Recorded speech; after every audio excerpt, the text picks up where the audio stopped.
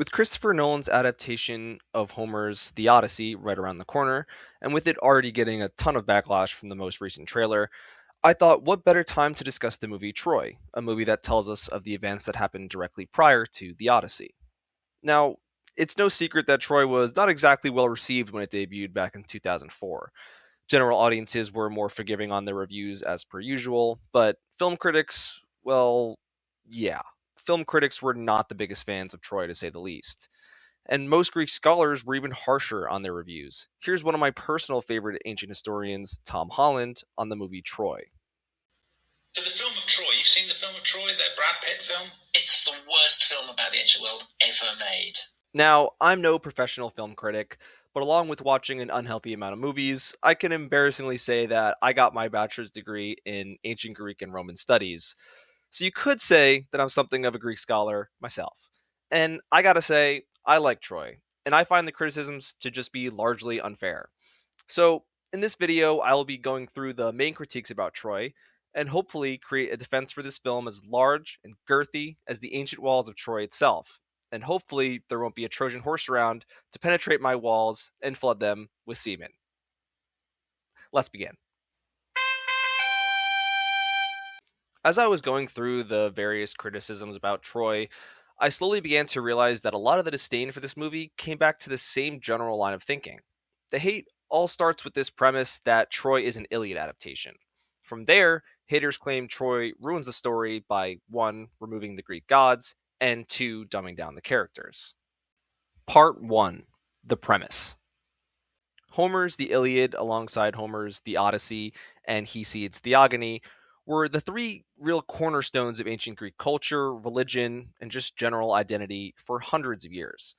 While The Odyssey is probably my personal favorite of the three right now, The Iliad is absolutely nothing short of a masterpiece. It's also famously associated with the Trojan War, yet it's not really as much about the war as you would probably think.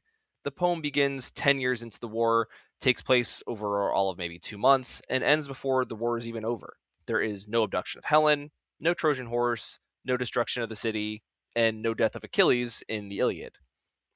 There once existed a number of other epics that, together with the Iliad and the Odyssey, told the complete story of the Trojan War and the events that follow.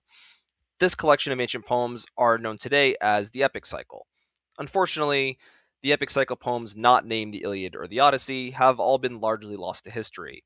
We only really know about some of the events that happened in them because of surviving fragments and short summaries by authors who did read them.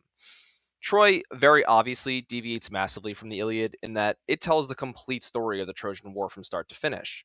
From my estimation, only about a third of the movie actually adapts scenes from the Iliad, and there's a reason why this is. Back in ancient Greece, the story of the Trojan War was extremely well known. It was the most well known story. This meant that the Iliad didn't have to describe in detail the events that led up to it or the events that follow because everyone pretty much already knows what happens. Unfortunately, this is a luxury that modern audiences just don't have. If a movie is going to be about the Trojan War, then viewers are expecting to see what little they do know about it happen on screen. I mean, do we really think general audiences are going to get excited about a Trojan War film that doesn't give them the Trojan horse, the Achilles heel, or the burning of Troy? Because I, for one, seriously doubt that. And besides, if you want to do a more within the lines adaptation of Homer, you don't do the Iliad, you do the Odyssey. You may be wondering about the scenes in Troy that are taken directly from the Iliad, and if they are at all accurate to the source material. The answer to this depends. For example, the scene in the film where King Priam sneaks into the Greek camp to beg Achilles for Hector's body is almost identical to how it happens in the Iliad. Other scenes, like the duel between Hector and Achilles, not so much. In the film, their battle is this stylized and pretty lengthy duel, while in the Iliad, Hector runs away from Achilles before being tricked by Athena into standing his ground, and then he takes a spear right in the neck and dies immediately. And to their credit, the filmmakers of Troy did not call this movie the Iliad. They called it Troy. Even in its advertising, Troy only ever claimed to be inspired by the Iliad, which is completely fair and an accurate statement. Troy is not and was never trying to be the Iliad. The premise that nearly all the haters rely on for their arguments is just flat out incorrect, and obviously so. Part 2A. In the epic cycle, the Greek gods are the real driving force behind almost every event. Some gods support Trojan folk, some support Greek folk, and they constantly intervene with the mortals below to ensure that their man comes out on top. In Troy, the gods are nowhere to be found. The academic crowd in particular really hates this choice. Let's let my boy Tom Holland from earlier finish his sentence this time. Troy is the worst film ever made because it gets rid of the gods, and therefore it gets rid of everything that makes Homer interesting. Because without the gods, it becomes quite dull. I won't lie, I really disagree with this idea that the interplay between gods and men is the thing that makes the epic cycle so interesting. The mortal characters are some of the best characters ever put to paper. Or papyrus, I don't know, you get the point. Achilles, Hector, Odysseus, these are iconic figures that are more than strong enough to stand on their own. And in a way, removing the immortals only serves to make the actions of the mortals have more impact. Take the duel between Achilles and Hector as an example. Without the gods upstairs pulling the strings, the outcome of the battle is determined solely by the skill and tenacity of the people actually fighting. Troy's harshest critics disagree not only with this film's choice to remove the Greek gods, but also just the more general choice by this film to portray a realistic version of the Trojan War.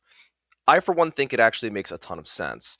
Remember, this movie released just a few years after the critically acclaimed and grounded historicalish movie Gladiator, which was loved by fans, critics, and academics. Pretty much everyone loved Gladiator. If you look at the movies following Troy that did include the gods, like 2010's Clash of the Titans or 2011's Immortals, you'll see lukewarm reception at best across the board. I think it's also worth saying that the vast majority of evidence does point to the existence of the city of Troy and to the war that destroyed it. Troy's location was discovered back in 1871 by Heinrich Schliemann in Asia Minor. Plus, it's clear from reading Golden Age ancient Greek historians like Herodotus and Thucydides that the scholars of the ancient Greek Golden Age were really skeptical about the accuracy of the epic cycle, but saw the Trojan War itself as a legitimate piece of history. I think that this is the best way to think about the relationship between the Trojan War and the epic cycle. The Trojan War doesn't exist because of the epic cycle exists because of the Trojan War. Part 2b. So, another common criticism of Troy is that it traded in the rich characters of the Iliad for flat Hollywood archetypes. Let's go through some of the characters to see if this critique actually holds water. In the Iliad, Achilles is a hero unmatched in his ferocity, ego, and anger. He drives the events of the story by having almost mythical levels of rage. In Troy, Achilles is still motivated by his ego and vengeful drive, but a lot of his rage is largely replaced with an obsession for legacy. Personally, I don't get the hate for Brad Pitt's Achilles. He's a badass in this movie, and his character remains a deeply flawed and often hard to root for hero. I mean, were the critics taking a piss when this scene was happening? Because this is straight demon behavior, y'all, not the common fluff associated with Hollywood protagonists. And for the record, modern audiences would have a really, really hard time rooting for Achilles if his character wasn't molded around the moral standard of today to some degree. Things have changed since the 7th century BC. Mercy, humility, and compassion were weaknesses in Homer's world instead of virtues. Achilles' rage, his cruelty, and his treatment of Briseis in the Iliad is simply too unacceptable for a hero in today's world. I guarantee Nolan's Odyssey adaptation changes the character of Odysseus for these same reasons. In the Iliad, Hector is an honorable, dutiful, and deeply human character. As I mentioned earlier, he runs away from Achilles when he finally has to face him, despite being a model hero up until that point. His courage clashing with these very real moments of doubt and fear make him my personal favorite character in the entire epic. In Troy, Hector is largely the same man he is in the Iliad. I mean, he's definitely less flawed now, but the essence of the character remains intact. You get the sense from the start that he's a very moral man, yet his brother's abduction of Helen puts him in an impossible position, and as a viewer, you almost can't help but feel bad for him being caught in the middle of it. He remains the most relatable character in the story and a clear foil to Achilles.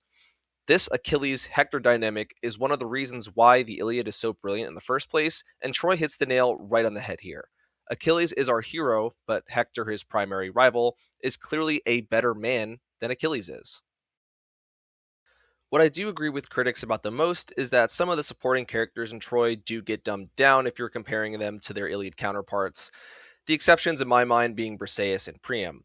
The character of Briseis is improved in Troy, if anything, as she barely speaks at all in the Iliad. She has real agency now and serves not only as a romantic anchor for Achilles, but also as a bridge between the Greeks and the Trojans. Priam is generally the same in both. He does come off a little more frail and less dominant in Troy than he did in the Iliad, but that also kind of serves to make his downfall at the end all the more sad, so I don't really mind that change at all. Agamemnon in Troy gets reduced to a power hungry egomaniac, with most of his political cunning and moral ambiguity that existed in the Iliad getting thrown right out the window. He's almost comically villainous now. I get a kick out of his character, but even I can admit that this portrayal is just completely over the top. Patroclus sees his role in the story reduced in the film by a pretty decent margin. He's really just there to get killed by Hector and drive the story now. He goes from being one of the best characters in the Iliad to one of the most forgettable ones in the movie. And then there's Helen and Paris. The filmmakers definitely tried to make them more sympathetic here, but in my mind, it just doesn't work. Helen is kind of just there to look pretty and cry sometimes now, and I personally find this version of Paris pretty insufferable. In the Iliad, he's this self centered guy who's actually a pretty skilled archer, and while he doesn't act heroically per se, he isn't really a coward either. In Troy, he's just timid and immature. His mad love for Helen is basically his only motivation. I do understand why the filmmakers went this route, but I think instead of going with the whole teenage lover angle for Paris, they could have leaned more into him wanting Helen just because he's a really vain guy who wants the prettiest girl in the world for himself. That's kind of more the vibe he had in the Iliad. And if they went that route, they could have just made him the main villain instead of Agamemnon, but I digress.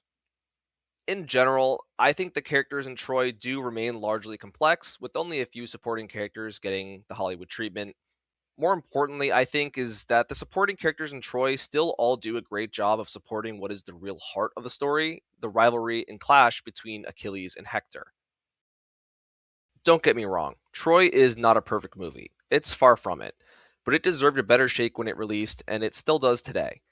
The makers of Troy had a vision of creating a modern, grounded retelling of the Trojan War, and they pulled it off to a high degree, in my opinion. Despite this, critics and scholars insisted on comparing Troy directly to the Iliad. Thinking of Troy as an Iliad adaptation just puts you in a mental trap where you are now caught comparing a Hollywood movie to the colossus of literary excellence that is the Iliad. I think if you can just dive into Troy with an open mind, it's hard not to enjoy it.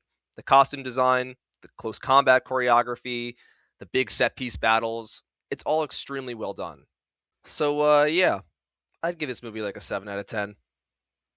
Even though the upcoming film, The Odyssey, is advertising itself as a more direct adaptation of Homer than Troy ever did in its advertising, I really hope everyone, especially critics and scholars, just try to evaluate it as its own work rather than a checklist of Homer fidelity. Otherwise, they'll just be setting themselves up for disappointment yet again. But that's just my opinion. Let me know your thoughts below. And if you'd like more content centered around ancient stuff in the future, remember to subscribe to All Things Ancient. And no, I will not be addressing the first video on this channel ever. Deuces.